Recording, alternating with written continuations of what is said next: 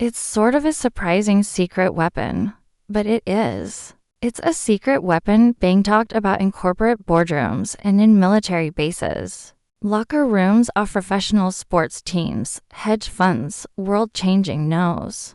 Stoicism is a thing that some of the best organizations and institutions in the world are using to better at what they do. I know this because I'm one of the people that goes and talks to him about it. I'm Rihanna Ladady, the best-selling author of Daily Stoic and many other books. And I've had the honor of being in therums with some pretty incredible people, from professional athletes to see executives, world leaders. I even gave a talk at the White House, and in this video, I'm going to share some of the things that I share with those people. Stories I've told in my talks about Stoic philosophy, and I hope you like it. And look, most of the talks that the public can't come to. But if you want to come hear me talk about Stoic philosophy in person, I do have a few shows coming up, and you can click the link in the description below. Or just go to dailystoiclive.com to find a city near you. Music Stoicism is not a recipe for being a better sociopath. It is a philosophy built around the common good. It's interesting. I feel like if you asked someone who was vaguely familiar with Stoicism and said, do you know about the Stoic circles of concern? They would go, oh yeah, that's your online concern with what's in your control. They're confusing that with the dichotomy of control. The dichotomy of control is there's some stuff that's not up to us, and then there's this tiny little bit that's up to us. The circles of concern is a much more beautiful, much more powerful idea which comes to us from hierarchals. A little-known Stoic quote said that we exist in a series of concentric circles, which we are the center of. Yes, we love ourselves, but we come to love our parents who took care of us. We come to love our spouse or our children. We love our fellow citizens. We love our neighboring countries. We live bigger and bigger groups of people. And you could expand these circles outwards to include animals, to include a planet, to include unborn future generations. Hierarchals says that the work of philosophy growth as a human being is about being able to expand those circles or to bring those outer circles inwards, to care about people that you've never met, to care about people who have never been born. You don't control them, sure, but you care about having a positive impact on them. Wisdom isn't something anyone can give us. We have to earn it to do the work.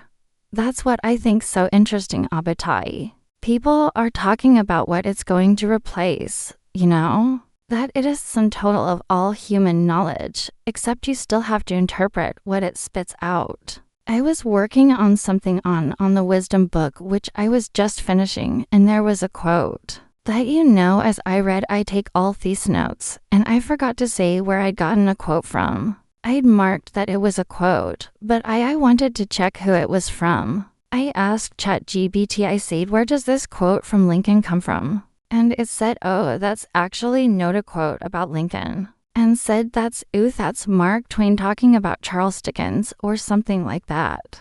I said, I didn't know. I'm pretty sure it's about Lincoln. It said, oh yeah, you're totally right. That's Tolstoy talking about Lincoln. And I thought, oh no. I just read Tolstoy's very famous meditation on Lincoln. And I knew it wasn't in there. And I said, I'm pretty sure it's not. I think it's from his secretary, John Hay. And it says, oh, yes, you're totally right. It's from Secretary John Hay. And I said, really? Can you prove it? Where's it from? And he said, oh, it's in book 11 of their biography of Lincoln. And I pulled up book 11, and it was about something totally different, where this quote wouldn't have been. I said, no, it's not. And it said, you're right, it's not. But they said something very similar. And what struck me, sure, this is the sum total of all human wisdom. But it also is trying to tell me what it thinks I want to hear, right?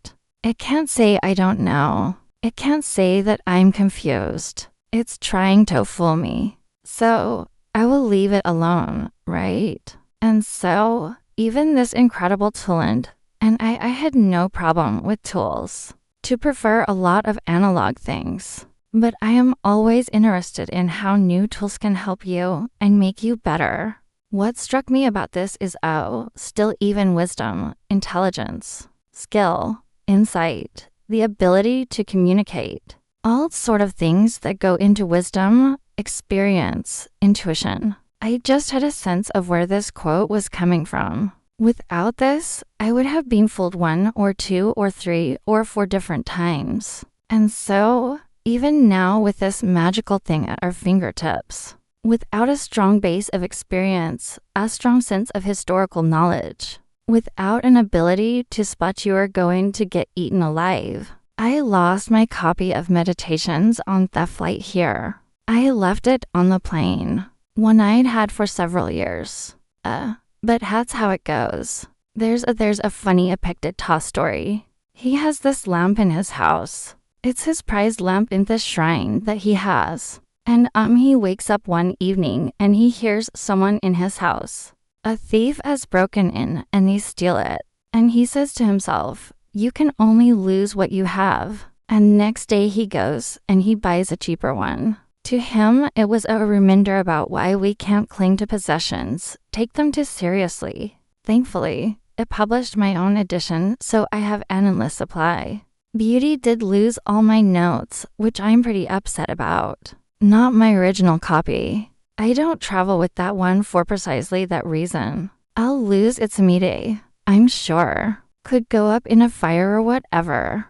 That's Epictetus' lesson from that. But we're told that after his death, a fan buys the wooden lamp for a small fortune as a reminder of the power of the philosophy, thus missing the whole point of the lamp faculty. Stoicism was what partly inspired me to drop out of college.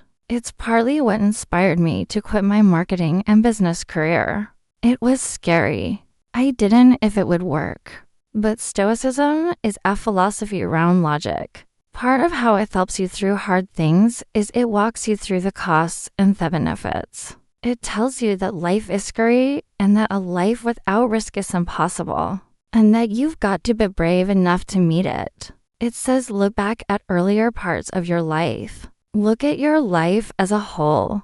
How did you get where you were? By taking risks, by doing things. Everything that's good in our life is on the other side of some courageous decision. Sometimes minor, sometimes major.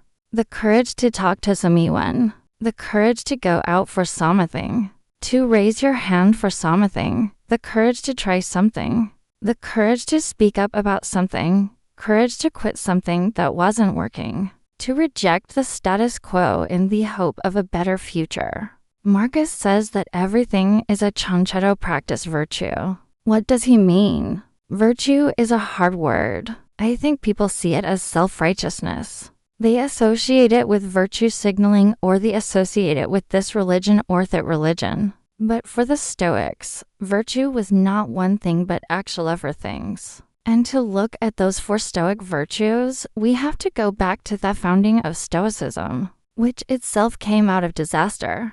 Zeno is a merchant in the Mediterranean in the 4th century. He's a dealer in what's called Tyrian purple. It's this exclusive and incredibly rare purple dye that would make the garments of the wealthiest and fanciest Greeks. And later, when Marcus would assume the purple, become an emperor. That's what they were referring to. He would wear the purple cloak of Roman royalty. Zeno is traveling with his convoy of ships throughout the Mediterranean. When he encounters a storm or pirates or runs ground and he loses everything, he wishes up in Athens penniless and he ends up in a bookstore. And they're hearing the works of Socrates read aloud, having got conversation with the dead, fulfilling a prophecy from the oracle at Delhi. He is introduced to philosophy. He would say later that he made a great fortune when he suffered a shipwreck, because it drove him to philosophy. He would set up a philosophical school on the Stopichel, the painted porch, which is name of my bookstore on the Stopoil in the Athenian Agora. That's where the Sto in Stoicism comes from. He doesn't name the philosophy after himself. He names it after the school. So the Stoic is where Stoicism is brought into the world, and it comes out of this disaster. His great misfortune is actually not just his fortune, but our fortune. Here we are all of yous influenced by the ideas that this man comes up with nearly 25 centuries ago. I sometimes struggle with the essential principle of Stoicism, which is differentiating between things that we can control and we cannot. Me too. I'm an entrepreneur, and as entrepreneur you need to do your best, but sometimes you need to do a little bit more. It's been fascinating for myself. I love it. But on the other hand, sometimes I think there's a moment when maybe I should get some peace. Yeah, Dot, and I want to take it back to you when you talked about your book in this example. You write a book that's under your control, and then the marketing and sales are not. But you can have some influence over them. Yeah. This is the tricky part. All right, there's 2 parts. So, 1. Acceptance is a Stoic concept that I think a lot of us struggle with because you didn't get where we are by accepting things, right? Like you didn't accept no. You didn't accept the people while we're rooting against you. You didn't accept the odds. You didn't accept any number of the problems that should have been career killers, company killers. You kept going, and through sheer force of will, you build whatever you build. Then we come up against something and want to fight it and push against it. But it really is out of our control. It's the weather. It's what somebody else did. So acceptance is just accepting the facts, and then the part that's in my control is the response. What I tell myself about it and what I do next. So that's kind of how I try to think about acceptance. But yes, the black and whiteness of it's in your control and not in your control is tricky if you've done anything like marketing, or we were talking about persuading people earlier. You don't control what other people think, but you can give them the tools or say things or present things that might allow them to change their mind. So there's probably a 3rd category, something in the middle that is like what we have influence over or what we can nudge. And as long as we chip that it's not fully up to us and that we're making a probabilistic station here, or that's probably a safer way to come at it than I can make. People love this can't. So every day totally free we send out daily Stoic email. It's the largest community of Stoics ever assembled in human history, and just one Stoic idea, one ancient lesson to chew on every single day. I'd love to have you join us. If you like our videos, I think you'll like the email. It's also a podcast version of it, too. You can sign up at dailystoicdose.com/email. Music.